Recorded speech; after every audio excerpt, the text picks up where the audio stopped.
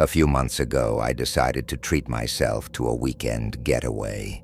Life in the city had been overwhelming, and I needed a break from the noise, deadlines, and endless traffic. I found a quaint Airbnb in a small mountain town, a century-old home with rustic decor and plenty of character. The photos showed antique furniture, warm lighting, and a large garden out back. The best part? It was affordable. Almost too affordable, but I didn't question it. The host, Margaret, sent me detailed instructions on how to find the place and how to check in. "I won't be there to greet you," she wrote, "but make yourself at home." Her profile picture showed an older woman with a kind smile, so I felt reassured. I arrived just before sunset on Friday. The house was exactly as pictured, old but charming, with ivy creeping up the stone walls and a wooden porch that creaked under my feet. Inside, it smelled of cedar and lavender. The living room had an old fireplace, a rocking chair, and shelves filled with dusty books. As I explored the house, I noticed something odd. Mirrors. They were everywhere. Large, ornate ones, small, round ones, and even hand mirrors perched on shelves. Every room had at least 2 or 3.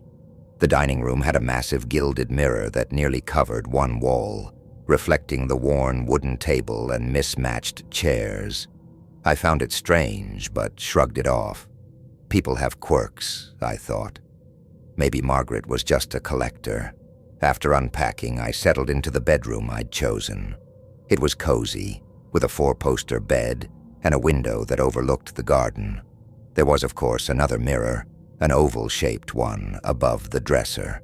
That night, as I lay in bed, I heard faint creaking. It wasn't unusual for old houses to make noise, so I tried to ignore it. But then I heard it again, closer this time. It sounded like footsteps. I held my breath and strained to listen. The sound moved down the hall, then stopped. I told myself it was probably just the house settling, or maybe an animal outside. Still, I felt uneasy. The next day, I spent most of my time hiking in the mountains and exploring the town. By the time I got back, it was almost dark. I made myself a simple dinner and decided to read one of the old books I'd found in the living room. As I sat in the rocking chair, I couldn't shake the feeling of being watched. I glanced at the large mirror across the room. It reflected the fireplace and part of the bookshelf, but something felt off. I got up and walked closer. As I stared into the mirror, I swore I saw movement, not in the room behind me, but inside the reflection itself. It was subtle, like a shadow shifting. I turned around quickly. Nothing was there. Telling myself I was just imagining things, I went to bed early. I locked the door to my room, just for peace of mind. Around 2 a.m., I woke up to a faint tapping sound. My heart raced as I sat up in bed. The room was dimly lit by moonlight streaming through the window. The tapping continued, steady and deliberate. It was coming from the mirror. I froze, my eyes locked on the oval mirror above the dresser. The tapping grew louder, sharper, until it sounded like someone was knocking on glass. I grabbed my phone and turned on the flashlight. The beam hit the mirror, and for a split second, I saw it. A face, pale, with hollow eyes and a mouth that seemed to stretch too wide. I screamed and bolted out of the room. My hands shook as I fumbled with the front door lock. I didn't care that it was the middle of the night. I wasn't staying another second in that house. I drove to a nearby motel and spent the rest of the night wide awake, staring at the ceiling. The next morning, I texted Margaret. "Something is wrong with the house. I need to check out early." Her reply came minutes later. "I'm so sorry. You weren't supposed to stay in the room with the oval mirror. It's Special. I should have warned you. Special. What did that even mean? I didn't ask. I didn't want to know. I left a neutral review. Beautiful home, but not for me, and never looked back. Sometimes when I pass a mirror, I catch myself holding my breath, afraid of what I might see staring back at me.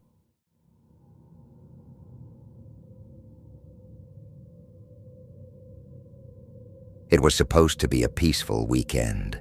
I'd found a remote Airbnb cabin deep in the woods, perfect for disconnecting from the world. The listing promised tranquility, a fireplace, and trails right outside the door. The reviews were glowing, with guests praising its isolation and charm. When I arrived, the cabin was exactly as advertised. It was cozy, tucked between towering pine trees, with a small porch and a rocking chair. The interior was rustic but clean. Wood-paneled walls, a stone fireplace, and a kitchen stocked with all the essentials. The host, Dave, had left a handwritten note on the kitchen table. "Welcome. Make yourself at home. Feel free to explore the property, but please don't enter the basement. It's used for storage. Call me if you need anything." I didn't think much of it. Many Airbnb hosts have spaces they keep private. After unloading my bag, I spent the afternoon hiking and taking in the fresh air. By the time I returned, it was dusk, and the woods were starting to darken. The cabin was eerily quiet that evening. No humming of appliances, no distant traffic, just the occasional crackle of the fireplace and the sound of wind brushing against the windows. I found the silence relaxing at first, but as the hours went on, it started to feel heavy, like the cabin was holding its breath. Around 10 p.m., I was curled up on the couch reading a book when I heard it. A soft creak, like a floorboard shifting under weight. I froze, listening intently. Another creak followed, this time from the direction of the kitchen. I tried to rationalize it. Old houses creak. The wind might have caused something to move. Still, I couldn't shake the feeling that I wasn't alone. I checked the kitchen, flashlight in hand. Nothing seemed out of place, but then as I turned to go back to the living room, I noticed something strange. The basement door. When I arrived, it had been firmly shut. Now, it was slightly ajar. I felt my chest tighten. Had I left it like that? I was sure I hadn't touched it. Ignoring the creeping fear, I pushed the door closed and locked it, telling myself it was just the draft. Then I went to bed, leaving a lamp on in the corner of the room. I woke up in the middle of the night to a faint noise. It was subtle, almost rhythmic, like a low tapping. My heart thudded as I strained to listen. The sound was coming from under the floor. I sat up, my skin prickling with unease. The tapping grew louder, more deliberate, until it was unmistakable. Someone, or something, was in the basement. I grabbed my phone and debated calling Dave, but what would I even say? Instead, I convinced myself to go check it out. Armed with a flashlight and a kitchen knife, I unlocked the basement door and peered down the narrow staircase. "Hello?" I called, my voice trembling. No answer. The basement was pitch black, the air heavy with the smell of damp wood. Slowly, I descended the stairs, my flashlight cutting through the darkness. At the bottom, I found a cluttered space filled with old furniture, boxes, and tools. Nothing seemed unusual. I was about to turn back when I noticed a small door at the far end of the room. It was barely taller than my waist, tucked into the wall like it didn't belong. The tapping had stopped, but something told me it had come from behind that door. I stood frozen, debating whether to open it.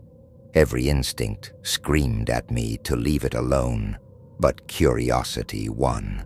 My hands shook as I pulled the latch and swung the door open. Inside was a small crawl space, barely big enough for a person. The flashlight beam illuminated dirt walls and a scattering of old, dusty belongings. A teddy bear, a broken clock, and a pair of children's shoes. My stomach churned. And then I saw it. In the far corner of the crawl space, something moved. It was subtle at first, a shifting shadow. Then a figure emerged, hunched and pale, with empty black eyes that locked onto mine. I stumbled back, dropping the flashlight. The beam flickered wildly as I scrambled up the stairs.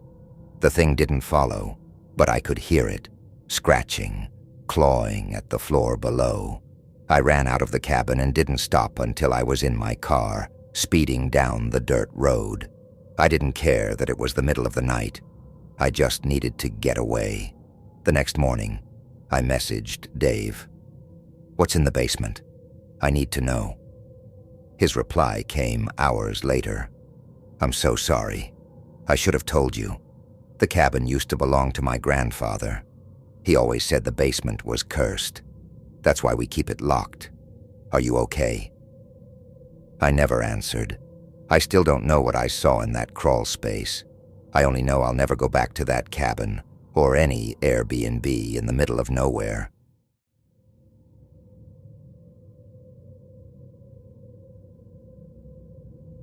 When I booked the Airbnb, I didn't think twice.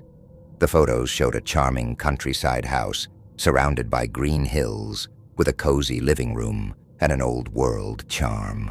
The host, Carol, had excellent reviews, and the price was more than reasonable. I needed a weekend getaway, and this seemed perfect. I arrived late Friday evening, just as the sun dipped below the horizon. The house stood at the end of a long dirt road, its silhouette against the fading light, almost picturesque. Carol had left a key in the lockbox by the front door. Inside, it smelled faintly of wood polish and something I couldn't quite place. Damp, perhaps, or mildew. But it was an old house, so I brushed it off. The living room was as cozy as the photos promised, with a stone fireplace and a plush sofa that looked well-loved. There was an old grandfather clock in the corner, ticking steadily, and a shelf full of books that leaned precariously. I couldn't wait to curl up with a novel and let the peaceful solitude wash over me. Then I noticed something odd. Several doors in the house were locked. Not unusual for an Airbnb, I supposed. Some hosts keep personal belongings in certain rooms. Still, it felt strange. I counted 3 locked doors, one upstairs, one near the kitchen, and one at the far end of the hallway. They all had old-fashioned keyholes, the kind you could almost peek through if you dared. That first night, I didn't sleep well. The house was too quiet, the kind of silence that presses in on you. Around 2 a.m., I woke up to a sound. At first, I thought it was the creaking of the old house settling, but then I realized it was deliberate, rhythmic, footsteps. They seemed to come from above me, but that didn't make sense. My room was on the top floor, and I hadn't seen an attic. I lay frozen in bed, straining to listen. The steps moved slowly, as if someone, or something, was pacing. I wanted to tell myself it was just the house creaking, but it was unmistakable. I finally worked up the courage to get out of bed and check. The hallway was empty, the floorboards groaning under my weight. I tried to locate the source of the sound, but found nothing. Eventually, I went back to bed, leaving the light on this time. Sleep didn't come easily. The next morning, I emailed Carol. "Hey, just curious. Is there an attic or upstairs area I might have missed?" I phrased it casually, trying not to sound paranoid. Her reply was swift. "No attic. The house has 2 floors. Why do you ask?" I didn't know how to respond. The footsteps had been real. I wasn't imagining it. Determined to shake off my unease, I spent the day hiking the surrounding hills and exploring the small town nearby. By the time I got back, It was dusk. I decided to build a fire in the fireplace and relax with a book. But as I was gathering wood from the pile outside, I caught movement in one of the upstairs windows. I stopped, cold. Someone, or something, was standing there, watching me. I dropped the wood and ran inside, heart pounding. I called out, "Hello? Is someone there?" No answer. Grabbing a flashlight, I went upstairs. The air felt colder, heavier. The door to my room was ajar, even though I'd left it closed. Inside, nothing seemed out of place, but the locked door at the end of the hall, was it slightly open? I couldn't be sure, but it felt like it was daring me to investigate. I stepped closer, the floor creaking beneath me. Peering through the keyhole, I saw only darkness. Then a sudden movement, a flash of pale skin, like someone had just darted out of view. I stumbled back, my heart racing. I wanted to leave, but it was late, and the idea of driving down that long dirt road in the dark terrified me. I decided to barricade myself in my room for the night and leave at first light. That night was worse. The footsteps returned, louder and more deliberate. I could hear faint whispers, though I couldn't make out the words. At one point, I thought I heard scratching at my door. I stayed under the covers, clutching my phone, too scared to even breathe. When morning finally came, I didn't waste a second. I threw my belongings into my bag and headed for the door. But as I reached the bottom of the stairs, I stopped in my tracks. One of the locked doors, the one near the kitchen, was wide open. Inside was a small room, empty except for a single chair facing the corner. The walls were covered in scratches, like someone had clawed at them. My stomach turned. I ran to my car and drove away without looking back. When I got home, I left a review that simply read, "The house is charming, but I didn't feel comfortable. I wouldn't stay here again." Carol messaged me, asking if something was wrong. I never replied. To this day, I don't know who or what was in that house with me. But every now and then when I'm alone at night, I swear I can still hear those footsteps.